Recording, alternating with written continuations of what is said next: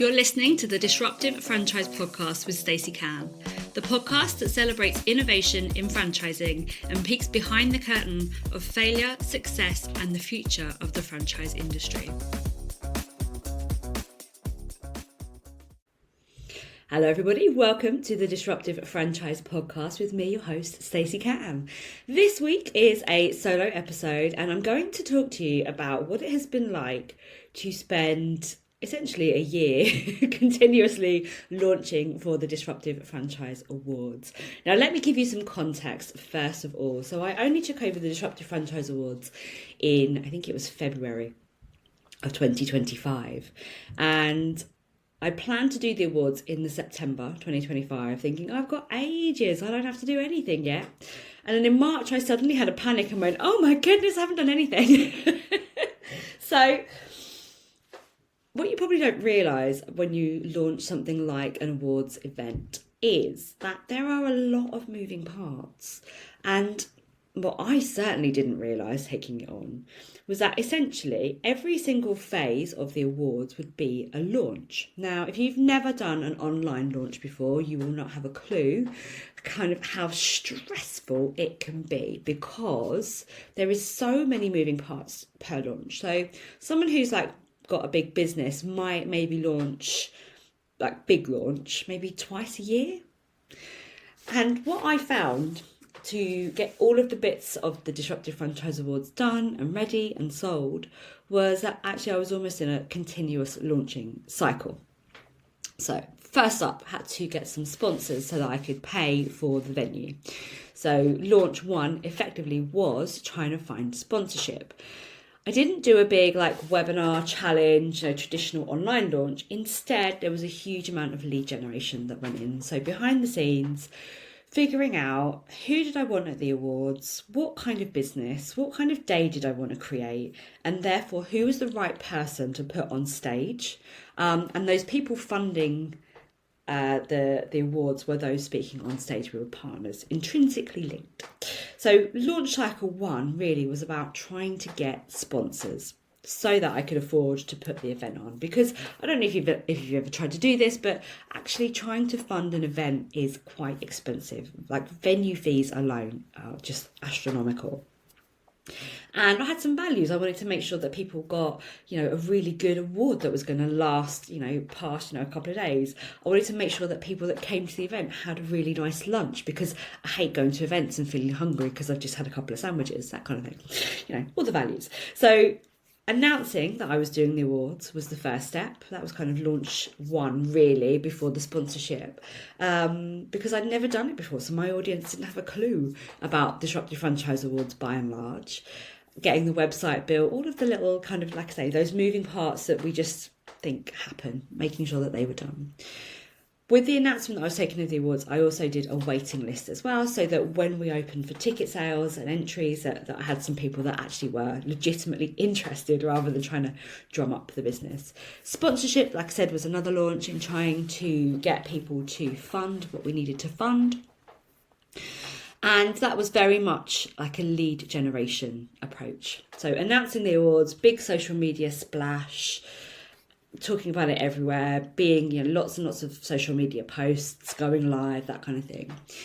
Sponsorship, lead generation. Lead generation is behind the scenes, contacting lots of people, trying to figure out, have I got the right relationships already? Do I need to go and build relationships? Who do we want to bring into the Disruptive Franchise universe? Then we had to launch that the award entries were open, because if nobody enters the awards, there are no awards, which is quite a scary prospect. So making a big splash and again, lots of social media and emails behind the scenes, making sure that people knew that the entries were open and that people could actually enter for the awards. They were at a bit of a funny time in 2025. So usually Disruptive Franchise Awards happen around June. So there had been quite a long cycle where nobody had applied for awards because it had been an extended period since the last one. So again, drumming up entries, making sure people are aware. And it's just like any other launch because you have to tell people and then you have to tell them again. And then you have to tell them again and again and again and again and again, to the point where I was almost absolutely sick to death of talking about entering the awards, which meant that I kind of got it right in that respect. But I think there's a big misconception that when you put something out, people will see it and they'll act on it. Until there's the urgent, like the deadline is coming, people don't do anything. So I spent quite a long time telling people to enter the awards whilst behind the scenes trying to get the sponsors. And it got into about 2 weeks before we closed the awards. And I was panicking, I'm not going to lie, because we didn't have a huge number of award entries. And it was looking like we were going to have to pull some of the awards because we didn't have enough entries in those categories. Huge launch push. And I was posting like 4 or 5 times a day, plus multiple stories, trying to get new angles on, telling people to come and enter the awards. But it really paid off. 2 weeks of really focused activity, marketing activity and promotion activity and personal outreach meant that we ended up with a record number of award entries. We actually hit 90 award entries. But by and large, that happened in the last 2 weeks before entries closed. And, you know, I remember putting out a post like, I was a last minute Larry the year that I won the award. I was literally like 30 minutes before the entry deadline that I thought, screw it, I'm going to get an award entry in. But wow, you guys are last minute. But so that was, again, a mini launch in itself. And then there's no time to recuperate, because actually now that the award entries are done, now we've got to go and get people to buy the tickets to come along to the awards. Now, again, the tickets were open for quite a while. We had an early bird offer, which needed launching and promoting. And then we announced the finalists. And I knew once we announced the finalists that we would get a flurry of ticket purchases. But again, big campaign to make sure that people come and bought their tickets. And still, even after we closed, we had a hard close deadline because I needed to let the venue know about different requirements and things like that. But even after we closed the ticket sales, I still had people messaging me going, I didn't know they were on sale. And so I guess what I really want to get across in here is that you can talk about something until you're absolutely sick to death of it, but there will still be people out there that don't see what you're doing. And throughout all of this kind of launch period, so this period will happen kind of March to, where were we at? Beginning of September. So March, April, May, June, July, August. So 6 months basically of continuous launching. And people still said to me, I didn't know you were doing that this year. Oh, and this is why it's really important to be continuous, consistent, and not be afraid to really go for it. Because honestly, I look back at my feeds and everything I was doing, people must have been absolutely sick of hearing about me doing this thing, this thing, this thing. But honestly, people in my audience were still like, I didn't see that. But I emailed you. But they didn't see it. And so the lesson here is, however hard you think that you are launching, pushing, being consistent, you can still always do more. Always. And it goes back to a theory, actually, that Alex Hormozy has. He's like a big business guru. To do enough volume that it would be absolutely infeasible that you could fail. Do enough volume that there's no way you can possibly fail. And if I look back collectively between March and September in terms of like announcing all the way to ticket sales, and we did sell out the tickets in the end, that is essentially what happened. We just did such a huge volume of posts and awareness and talks and things like that, that it, in hindsight, just about was implausible. We couldn't have failed. But it took a lot of work. It didn't happen overnight. And the reason I wanted to share that with you in this podcast episode was because I think very often when we're launching a franchise, when we're trying to sell out a class, we just get quite disheartened that nobody's responding. Well, I haven't sold anything. I haven't sold out. Sales conversion rates, you're looking at a benchmark, like an industry average of like 1 to 3% conversion rate. So 1% of everyone who sees everything that you do will buy. And if they're not seeing what you're doing, they can't buy from you. So the resilience, the tenacity, the ability to stay with it even when you're bored of it, I think is actually what made, from a sales perspective, what made the Disruptive Franchise Awards so successful for me. But what made them successful as an event was the purpose. I didn't care that I was getting bored and a little bit burned out of the same message, because it was for a greater good. It was for a purpose above and beyond just what I gained. I needed the sponsorship to fund the day that I wanted to put on for everybody. I needed the entries so that we had the people to celebrate in the room. The purpose was far bigger than just a sales target. And I think where we fall short sometimes is that we're just looking at the sales target. We have to look at the impact. It was the impact that drove the commercial success of the Disruptive Franchise Awards this year. Profit-wise, we did make a much bigger profit margin than previous years have happened, which was brilliant, But comparatively, that profit versus like what I would have paid myself per hour, I mean, I don't even want to do that sum, if I'm completely honest with you. It's not about the money that comes in, it's about how we have the impact of the day. Once we'd sold all of the tickets, or there or thereabouts, we then also launched this podcast. So this podcast launched I think it was the 18th of September 2025. I'd been planning the podcast for a while. I'd been doing some of the episodes.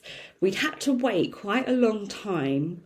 When you set up a podcast and you use something like Buzzsprout as your distribution platform like we do, you have to wait for all of the partners like Spotify and Apple Music to approve the feeds. And I'd basically sat on it for about a month waiting for all of the feeds to be kind of pushed through and live. So by the time we actually got the green light to be able to launch the podcast, I only had 3 weeks before the Disruptive Franchise Awards, in an already very busy month, putting on the first award ceremony I've ever put on.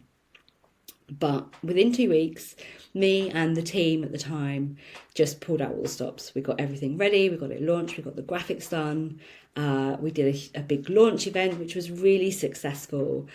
We pulled a group of people together that kind of went and did reviews, genuine reviews, and shared it for us. And thank you if you were one of those people, because it honestly meant the world. Having really worked my socks off, it was so lovely to have the support of other people who were just backing me and in it with me. And we pulled it off within 2 weeks. I don't recommend, if I'm completely honest, launching a podcast on 2 weeks' notice. It's not ideal. And some of the learnings from that was, the volume of emails I actually halved the volume of suggested emails, but it was still too much. We still had a lot of unsubscribes for people that didn't want to get those emails. That's okay. That's absolutely fine. We gave them a soft unsubscribe option so it didn't damage anything. I spent literally all day, the day of the podcast launch, on lives with different business owners. And that was a brilliant thing to do, because it meant that I could get in front of their audiences. And they were all people that had been involved in the Disruptive Franchise Podcast and Awards. But it also meant that more people could actually benefit from the work that we had put in to create the episodes in the first place. So again, impact being key really drove me to do wild things on the day, like bending time and space and fitting in lives around the school run and things like that. But it was so worth it. If I look back over that first, I can't even really say year, it wasn't even a year, that first year of the Disruptive Franchise Awards for me, it was huge volume. It was a huge amount of different types of work.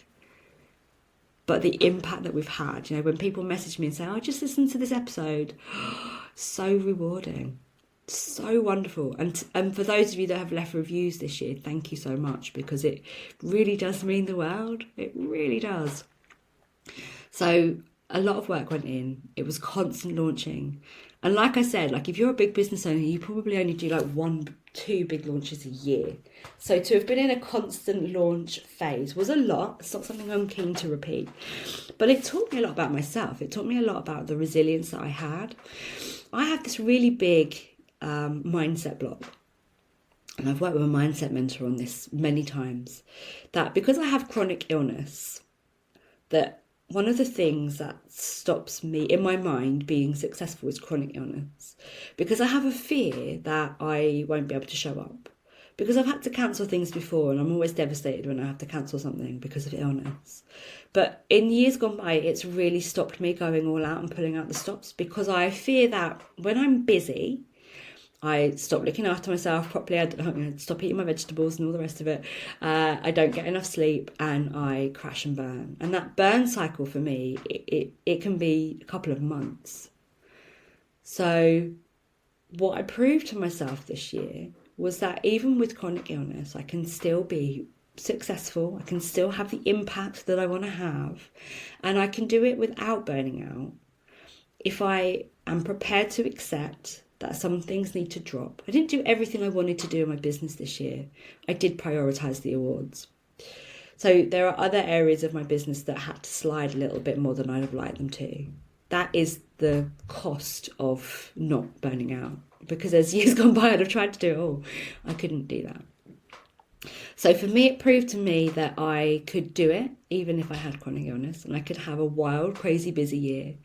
And at that point where the awards happened and it was wonderful and I could finally rest, I just held off a little bit on some advice that I was given by somebody, by a sales mentor that I was working with, that everyone gets like the event and then they shut down for a while. You need the break, physically, mentally, like nervous system needed a break.